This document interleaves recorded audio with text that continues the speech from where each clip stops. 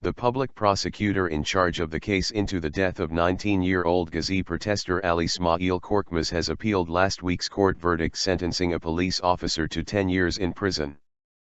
Public Prosecutor Mehmet Kalkan delivered a petition to the Supreme Court of Appeals on January 26, demanding that policeman Mevlüt Saldoğan be sentenced to life in prison for premeditated murder.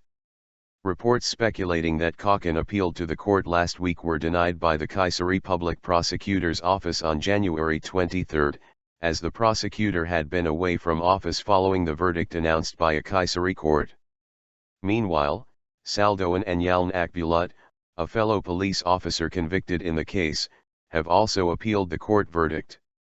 The Kayseri Third High Criminal Court on January 21 sentenced Saldoğan to 10 years and 10 months in prison on charges of injuring and causing the death of Korkmaz, though he could be granted probation as early as March 2019 on the basis that he has already been under arrest for 18 months.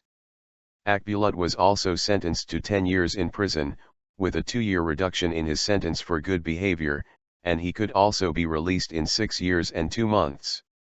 Korkmaz was beaten to death by a group of officers and civilians in the central Anatolian province of Eskişehir during the 2013 Gezi protests.